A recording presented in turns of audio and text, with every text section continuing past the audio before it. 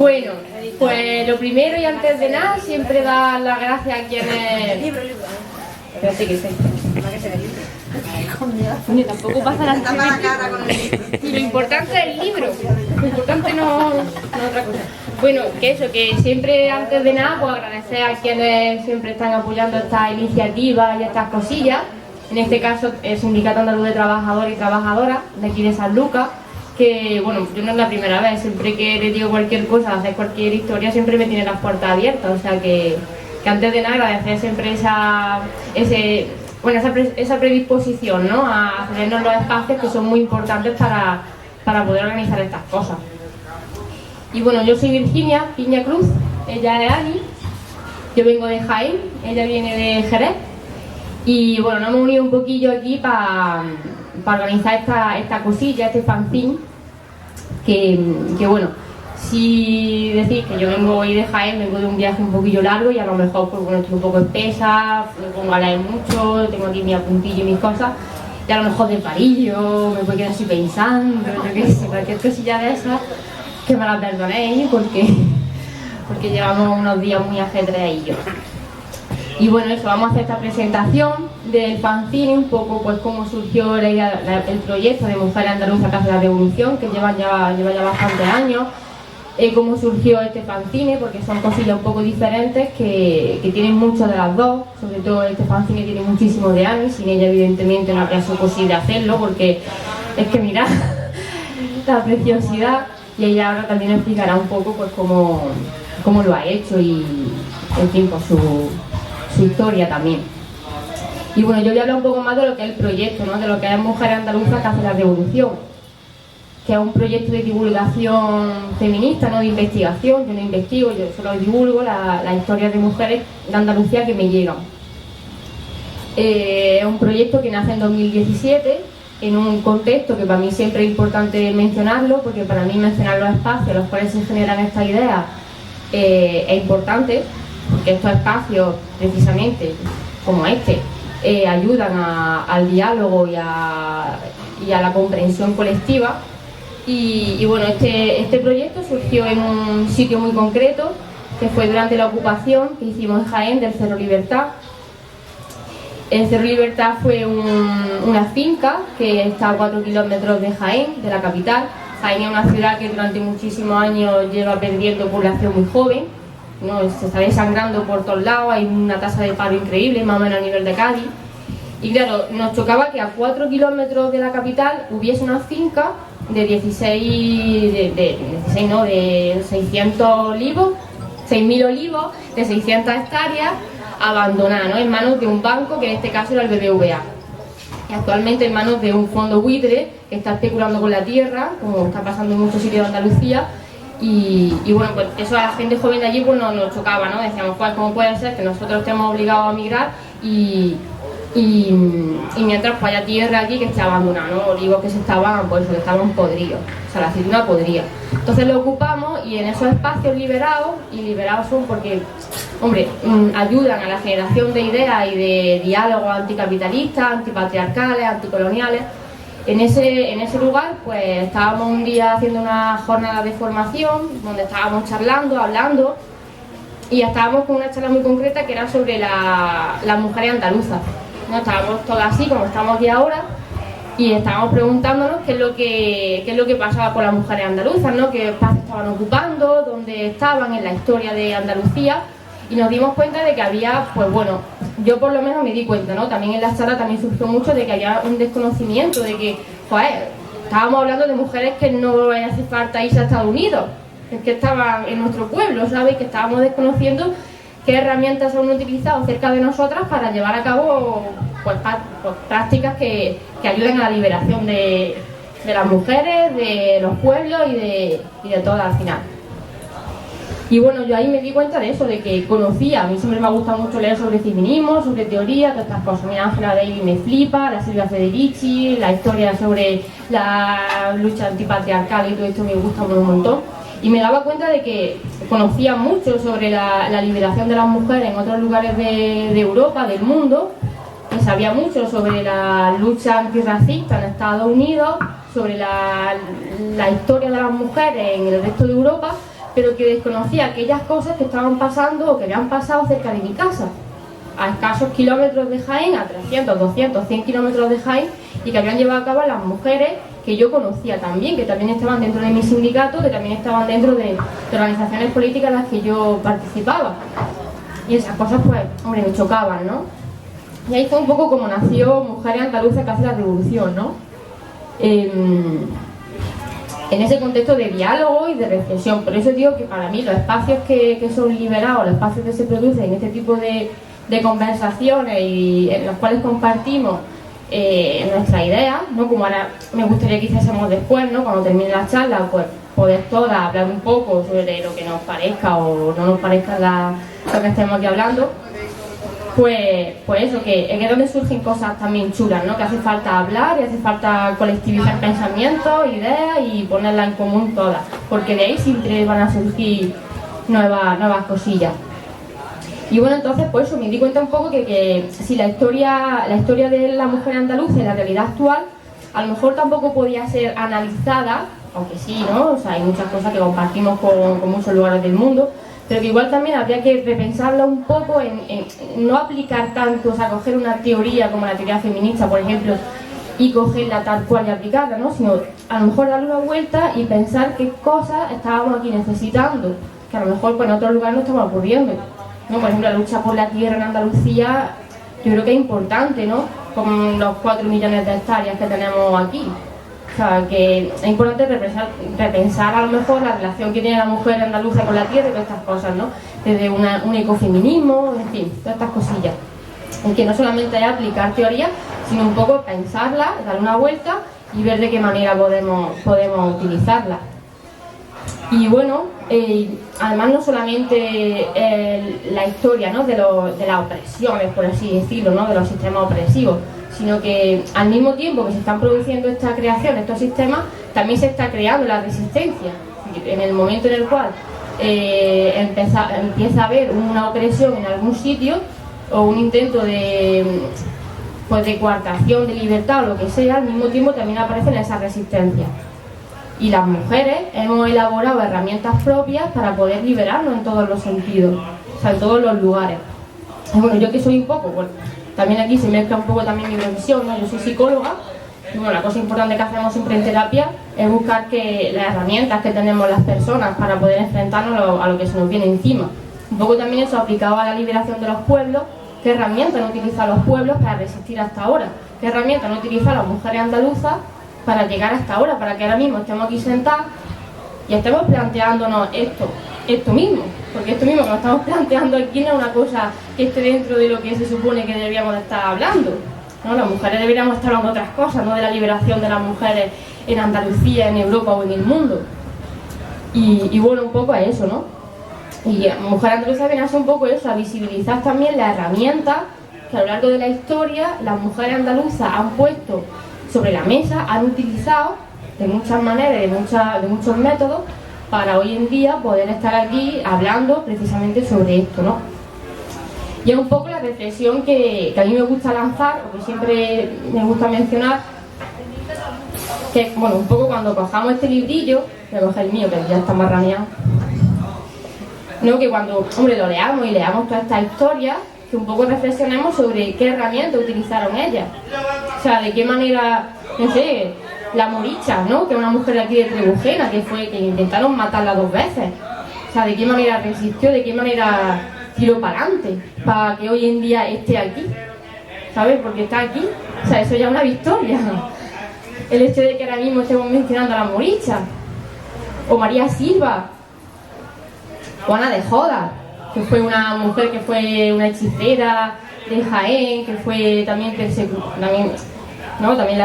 fue perseguida y, en fin, recibió sus cosas. O nuestra Ana Orantes, ¿no? Ana Orantes también, pues tuvo también su historia y hoy en día, pues gracias a ella tenemos una ley de violencia contra la violencia machista, ¿no? Entonces, pues bueno, pues todas esas cosillas, un poco la reflexión que también lanzamos aquí, ¿no? O sea, ¿qué herramientas hemos utilizado para sobrevivir? Para eso, ¿no? Y que nos han dado para ahora mismo estar mencionándolas y que estén apareciendo en este librito o en diversos espacios, ¿no? Porque bueno, también después de toda esta crisis del COVID, etcétera, etcétera, creo que hemos salido un poco debilitadas, ¿no? Como que hemos salido así como que estamos quitando un poquillo las esquinas, ¿no? Pero creo que también es importante que nos veamos como, en fin, como una victoria, ¿no? Que no somos un fracaso, que estamos juntas, ¿no? Que seguimos colectivizando saberes, que seguimos creando cosillas bonitas, que seguimos reuniéndonos y que podemos seguir haciéndolo y que de hecho tenemos que seguir haciéndolo, ¿no? Un poco esta gira para mí es un reencuentro también con toda mi gente, ¿no? La gente de aquí del sindicato, la gente de, ahora vamos a Benaluz, también a Casas Viejas, estuvimos en Granada, pues un poco juntarnos otra vez, volver a removernos las entrañas y volver a hablar de lo que siempre hemos hablado y de lo que nos duele, ¿no? En este caso son la historia de las mujeres andaluzas, pero que pueden ser muchas otras cosas las que nos remuevan y que tenemos que volver a juntarnos, ¿no? Porque somos su victoria, la victoria de ellas, porque al final es que ellas resistieron, ¿no? Resistieron al fascismo, resistieron al capitalismo, a la pobreza, estuvieron resistiendo a la negación, a la invisibilización, han resistido a todo eso y bueno, pues también merecen que las mencionemos, ¿no? O sea, muchas de ellas pues fueron negadas y serán negadas en todas sus categorías, por así decirlo. Y bueno, somos su victoria, somos la victoria de quienes lucharon como nuestras cabras montesas, las cabras montesas de Xilena, que se les negaba algo tan básico como el ser trabajadoras. O sea, ya no eran consideradas trabajadoras, eran consideradas miembros de una unidad familiar y no tenían derecho ni a cobrar ningún tipo de prestación ni absolutamente nada. Ni la tienen. A día de hoy ya sí. O sea, hombre, una mujer puede ya cobrar el subsidio agrario y esas cosas. Ellas no podían cobrarlo antiguamente. Y de hecho su lucha fue precisamente para eso, para poder cobrar un subsidio agrario y para poder entrar dentro de lo que era ese ámbito. Y bueno, pues nosotras ahora mismo, pues bueno, en cierta forma somos consideradas trabajadoras, aunque dentro de un sistema capitalista bastante precario, pero también es gracias a la lucha de ella y tenemos acceso a ciertas prestaciones, a ciertas cosillas, a ciertos derechos gracias a la lucha jornalera, la lucha obrera, que eso no tenemos que olvidar en ningún momento. Y bueno, no sé, yo ya me voy callando y eso que Mujer Andaluza que hace la revolución para mí ha sido eso, ha sido como un intento de buscar de qué forma las mujeres andaluzas hemos resistido, que por qué hemos resistido, que por qué estamos aquí mencionándonos como clase trabajadora, como mujeres y como andaluzas, ¿no? Porque para mí eso ya de por sí es una resistencia frente a quienes nos quieren españolas, nos quieren clase burguesa de la burguesía y nos quieren que seamos mujeres, pero ¿sabes? De aquella manera. Y bueno, pues ya está. También es un homenaje y es su forma de que las tengamos también presentes. Y ya dejo a Ani que también nos va a contar.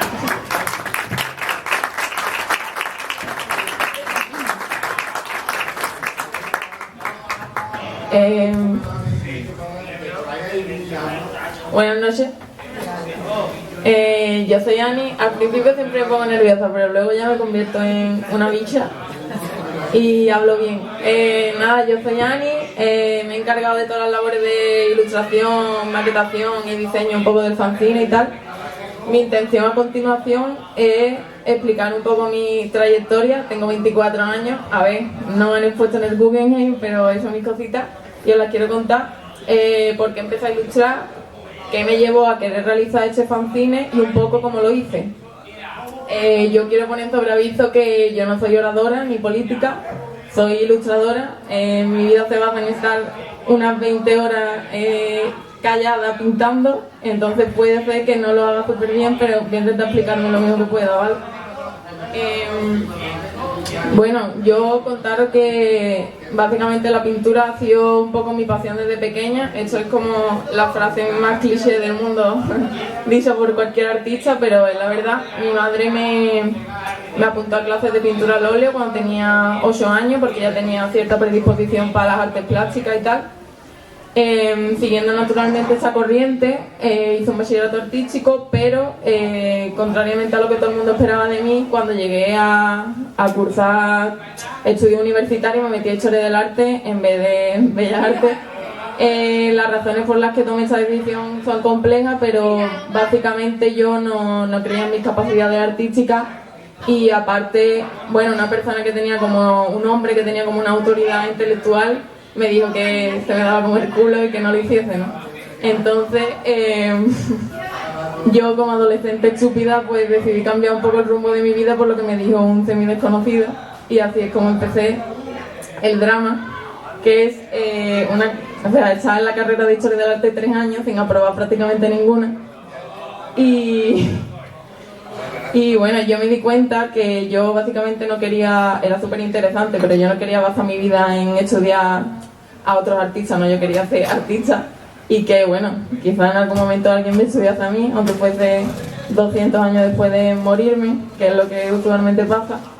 Y bueno, básicamente mi madre, que estaba un poco hasta los cojones de mí, porque era terrible académicamente, pues me instó a volver a casa, a recuperarme de la tremenda depresión en la que me encontraba y hacer algo significativo con mi vida, ¿no? A pesar de todas las cosas malas que me pasaron en Sevilla, me marcó para siempre porque yo conocí de primera mano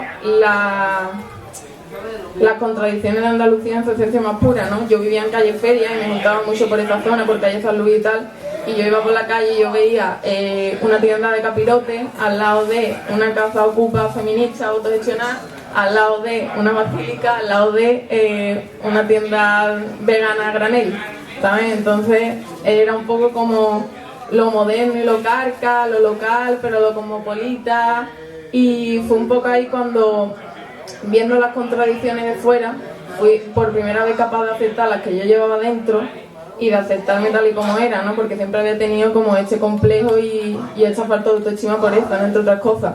Era como, sí, vale, yo soy anticapitalista, soy feminista, soy vegana, no sé qué, el pack completo. Pero yo creo en Dios, yo soy una persona súper familiar, por ejemplo, que disfruta concretamente mucho de la compañía de las personas mayores. Yo disfruto muchísimo de las tradiciones de mi tierra, por lo menos de todas aquellas las que no se dañan a animales ni a otras personas. Y bueno, básicamente cuando volví de Sevilla yo me tomé un año sabático porque eso, empecé a recuperarme de todos los problemas de salud mental que llevaba acarreando y fue en medio de esta sanación cuando comenzaría paralelamente toda la deriva política con el tema de Vox, que empezó a dársele muchísimo bombo en los medios de comunicación y más tarde entraría al Parlamento andaluz, ¿no? Estamos hablando de 2019 y de esos vídeos de Abascal y el nota ese tuerto que no sé cómo se llama, a caballo, que iban a reconquistar Andalucía y no sé qué, no sé cuánto, son muertos. La cuestión que de la indignación un poco de ver a esta gentuza y de mis ganas de encontrar un hobby, ¿no? Una actividad que me permitiese por lo menos un rato al día no pensar y no quiero arrancarme la cabeza, fue cuando surgió todo el tema de la ilustración. Por aquel entonces pues pinté a mujeres alzándose contra el yugo del fascismo, pinté a milicianas, pinté a mi abuela y a sus comadres tomando el fresco, pinté a flamenca comiéndose el coño y bueno, toda una serie de escenas que a la gente por lo que sea pues le gustó. Y ahí fue cuando decidí hacerme ilustradora. Bueno, empecé a cursar los estudios de grado superior en Cádiz de ilustración y fueron un par de años súper intensos, con una pandemia de por medio, con muchísima autoexigencia y también mucho aprendizaje. Cursar aquello que verdaderamente me hacía feliz me hizo darme cuenta por primera vez de que yo no era cortita, que era algo como que yo siempre tenía súper integrado, ¿no? Es como una voz que me lleva susurrando desde que soy pequeña por el patriarcado, mis exnovios, el sistema educativo, que es que yo soy cortita, o sea, la gente normal llega aquí y yo llego aquí y yo no puedo, hay algo aquí que no... Y por primera vez me di cuenta de que verdaderamente simplemente nunca había cursado algo que me interesara, ¿no? Y fue cuando empecé un poco a ser feliz y a recuperarme de la depresión. En el grado yo aprendí muchísimo sobre un montón de materias, aprendí sobre fotografía, sobre grabado, sobre dibujo, sobre historia de la ilustración, pero también aprendí mucho sobre disciplina, sobre ser una persona formal y sobre sacrificarse por lo que uno verdaderamente quiere. Cuando llegó la hora de realizar TFG, el trabajo de fin de grado, me fue verdaderamente fácil decidir sobre qué quería hacerlo, porque llevaba un montón de tiempo pensándolo. Previamente, los meses antes, cuando teníamos que presentar ante el tribunal lo que queríamos hacer, mis compañeras estimieron como una propuesta súper moderna, en plan, bueno, yo quiero hacer un desarrollo de personajes para animación, escenarios para películas, espérate que se me caló. Ya. Videojuegos, identidades visuales, para marcas y grupos de música, etcétera. Bueno, un montón de movidas, ¿no? Y mis propuestas fueron como una recopilación de ilustraciones de cantadoras de Jerez, un libro sobre recetas veganas de cocina tradicional andaluza y infografías sobre la elaboración del vino en la bodega Chopete. Finalmente decidí que haría a las mujeres andaluzas porque, bueno, yo ya hacía tiempo que seguía el trabajo de Virginia, yo la admiro muchísimo, por supuesto, y gracias a ella había conocido la vida de un montón de mujeres de las que yo no tenía ni idea, ¿no? Yo he sido una de esas niñas que, como Virginia dice, ha crecido sin conocer a las grandes referentes de su tierra, ¿no? Desde pequeña me ha faltado como un espejo para darme cuenta de que como mujer era capaz de hacer grandes cosas, ¿no? Cosas significativas en cualquier campo, pero especialmente en el del arte. Como he dicho, yo de pequeña recibía clases de pintura que me daba una mujer de mi barrio que se llama Conchi y que espero que siga viva. Pero fuera de las clases era como que las mujeres artistas eran una especie de animales mitológicos, ¿no? Yo no las conocí hasta que tuve 14 años, que por fin pude acceder a internet, a un ordenador y tal, pero en las clases de Historia del Arte de Bachillerato nunca me hablaron de ella y al llegar a la carrera, sorprendentemente, tampoco. Las mujeres pasaban como musas de artistas, pero muy rara vez como autoras. En mi caso, yo prácticamente recuerdo haber estudiado por encima a 3 mujeres, que son Artemisia Gentileschi, que es una pintora barroca de la que siempre se menciona porque la violaron y se menciona cómo la violaron. Bueno, en esta obsesión por identificar a las mujeres con sus traumas, ¿no? Como si eso fuera lo único que es reseñable de ella. Luego a Frida Kahlo, por supuesto, como novia de Diego de Rivera, y a Yerda Taro como novia de Frank Capra, básicamente. También podríamos hablar de mi manual de arte del siglo XX, en el que hay 237 hombres y una mujer. Podríamos hablar de cómo en todos los libros de historia del arte que he leído en mi vida se sitúa a Kandinsky como creador de la abstracción, cuando cualquier experto sabe que Hilma Flynn, que es una pintora húngara, ya lo hacía 5 años antes que él, entre muchísimas otras injusticias, como estar en una clase donde hay 27 mujeres y 4 hombres ilustradores, que la ilustración es una carrera súper feminizada, y que todos los referentes que pongan sean y por oficio. O sea, lo que quería es que hubiese la mayor variedad de oficios, que hubiese tanto jornalera como artistas, como disidentes sexuales, como de todo. Entonces, lo digo porque no hay ninguna mujer de Huelva, no es porque odia Huelva, ¿vale? Es simplemente que no me di cuenta, o sea, las elegí por oficio, no por provincia. Entonces, eso, para que se sepa también.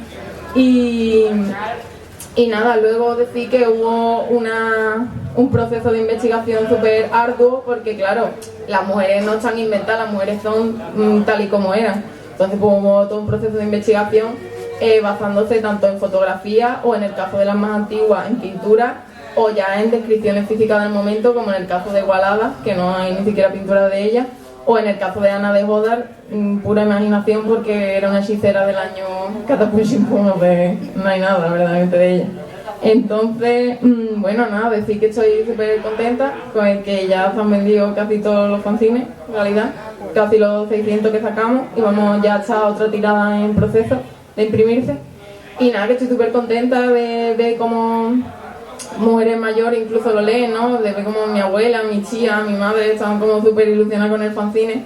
Cuando estuve en Granada hace poco dando la charla, hubo un amigo que le regaló el fanzine a la mujer más mayor del Albaicín, que se llama Amelia, y me contaba cómo el vecino iba todos los días a leerle un trocito del fanzine, se lo había leído entero y estaba súper ilusionada, ¿sabes? Ojalá algún día ella también pueda salir. Y ya está, mucho texto. Gracias.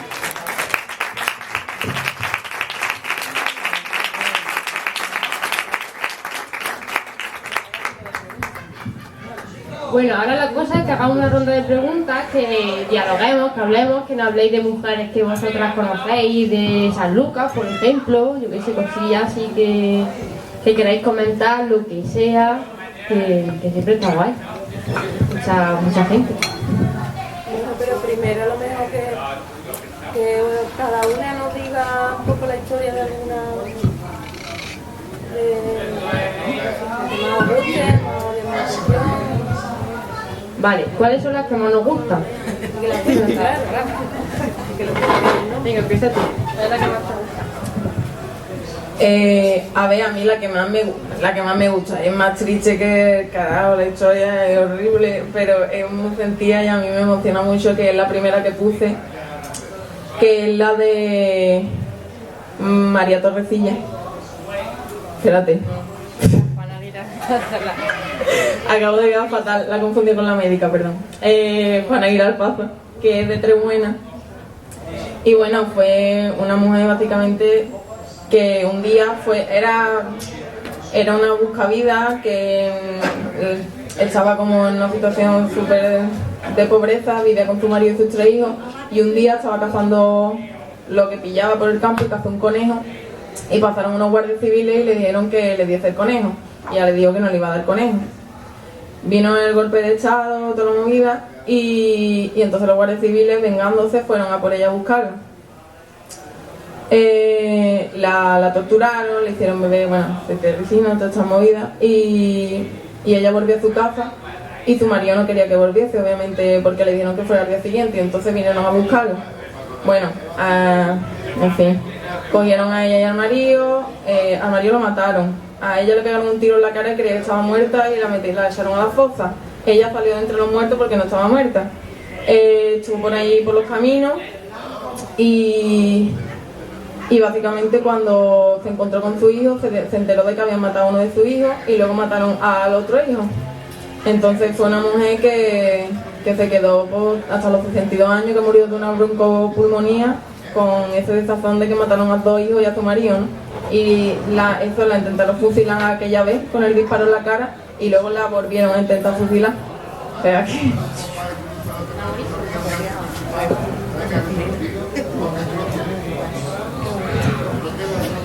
Yo aquí la verdad que tengo 2. La verdad que me cuesta mucho que no sé por qué. Y bueno, una de ellas y otras son pues las cabras montesas de Gilena. Yo soy del sindicato donde de trabajo y de trabajadora y bueno, siempre ha sido como aparecen siempre en todos los, ¿no? Siempre, bueno, los hombres del sindicato siempre han sido como, ¿no? La imagen de todo. Y bueno, pues sabéis que dentro de mi sindicato también hubo mujeres que pelearon y que lucharon y que estuvieron ahí, que son menos conocidas, pero que no por ello son menos valiosas, pues también me resulta muy interesante, ¿no? Nosotros cuando ocupamos el cerro, pues siempre pasaba lo mismo, siempre aparecían ellos, a pesar de que nosotros también estábamos allí. Y bueno, pues mencionarlas a ellas, sabes que había mujeres, que había jornaleras, que había lucha en todos los espacios, también me parece muy, muy interesante. Y también les tengo mucho cariño a todas ellas. Para mí son las dos, además que bueno, sus luchas para mí, la lucha de las cabras montesas de Gilena fue súper importante, ¿no? O sea, ellas eran mujeres que estaban yendo, o sea, todos los días iban al Tajo a coger la aceituna, igual que sus compañeros.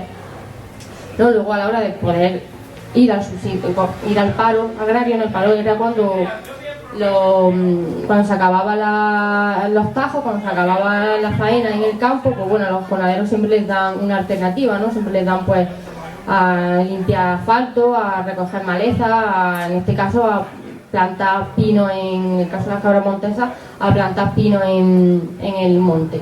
Entonces, pues bueno, ellas no podían ir porque eran mujeres, entonces iban sus maridos. En este caso, el marido de una de ellas se puso enfermo y no pudo ir al paro agrario. Entonces, pues bueno, tenían un montón de chiquillos y ella dijo, bueno, y ahora como yo le doy de comer con mi marido malo sin tener un dinero en mi casa, ¿cómo le doy yo de comer a tantos chiquillos? Pues ella cogió, se fue al campo, se plantó allí donde estaban plantando pinos, estaban plantando árboles y exigió ella también trabajar. Ella no quería cobrar, ella quería trabajar y le negaron eso. Le dijeron que no, que era mujer, que allí no trabajaban mujeres y que se fuera para su casa. Ella trabajó, no le pagaron, se volvió al pueblo y al día siguiente no subió ella sola, sino que subieron más mujeres a trabajar, subieron muchas mujeres a trabajar. Normalmente se pusieron a trabajar, no le quisieron pagar, se fueron a decírselo no al capataz, sino al de la Cámara Agraria. Y bueno, pues ya se empezó a organizar todo un movimiento en torno a eso, en más pueblos, en más cosas, llevado a cabo por el SOC, por el Sindicato de los del Campo. Y eso pues al final terminó con que las pusieron a trabajar allí, con que le dieron sus jornales, con que pudieron acceder al paro agrario, al subsidio, y por lo tanto pues fue la primera vez que una mujer pudo entrar, o sea, fue considerada trabajadora, no miembro de una unidad familiar, o sea, no era parte de un cabeza de familia, sino que ellas también pudieron ir a trabajar y pudieron cobrar lo que en ese momento pues estaban cobrando ellos. Entonces, pues me parece que es una cosa importante en Andalucía, dado, nuevamente lo digo, las características de campo y de trabajo agrario que tenemos aquí. Creo que hay un logro importante dentro de un amplio sector laboral como el jornalero, como son las jornaleras, ¿no? Y me parecen también muy interesantes. Y ya si queréis hacer cualquier preguntilla más, cualquier cosilla. Esas mujeres cabras conoces tú alguna, ¿no? Son más recientes. De las cabras montesas no, que aunque era muy ágil a presentar fanzines, pero no las hemos conocido, yo no las conozco. Que de la historia reciente también. Sí, pero somos mayores, o sea, son de los años 70. Ellas en los años 70 ya tenían 14 chiquillos. Ahora creo que la Margarita tiene 86 años. En el Facebook no la puedo... Yo no la puedo... Tengo a la nieta, pero a la Margarita no la tengo en el Facebook, fíjate. No, todavía no. Queremos ir a hacer una presentación de esto, pero todavía no la hemos conocido, no hemos tenido esa plaza. Nos conoceremos pronto, ojalá. Mani, ¿qué técnica, no tiene nada que ver, pero bueno, qué técnica utilizas? Son acuarela. Es acuarela y lápices un poco encima y el rotulador para los contornos, básicamente, y luego pues se digitaliza y ya se retoca y eso y ya está. Cansadita del castigo de los purgantes, cansa de que me mande la señora y me toque su pare. Hartita de poleas frías, venenos en las lenguas y hagan las encías. Y dime tú que te creía, el sufrimiento en la nuca marcado como hierro verde de esa culpa que no es mía. La saco de las entrañas pa' afuera como la Lole lo hacía. Ay, mi Micaela, ponlas en fuego y las rosas de la tabacalera. Prefiero, hermana, que esto me valga la rabia antes que la pena. Lo mismo nos vemos en la calle que haciendo el potaje con la abuela. Mujer andaluza en guerra cotidiana, mujer andaluza organizada, agüita tofana, envenenándote pa' que te enfade, que por ser andaluza de otra forma se nos trate. Jalili, jalili, jalili, jaliando, sabiduría ancestral que la paquera a ti te está enseñando. Eternamente agradecida a las ancestras por convertir arte y dolor en la memoria de mi tierra. Orgullosa aquí ya de todas ellas, de la tierra que piso desde Oliva a Costa, desde el quejido hasta mi cultura, que se te quite la vergüenza esa de ser andaluza.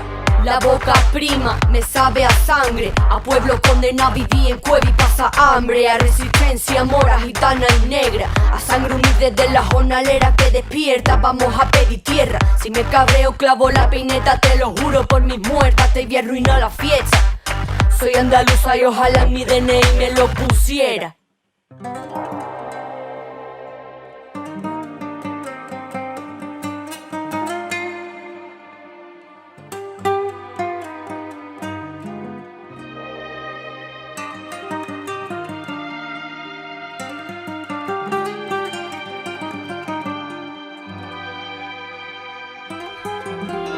achacan a mi cuerpo porque tengo una mancha en la frente. Murmura la gente que soy pecadora, que yo no entiendo nada, que yo no entiendo nada. El cardo siempre gritando y la flor siempre calla. El brillo no se opera, prima, la luz ya no se apaga. Lo sagrado no se toca y la memoria no se mata.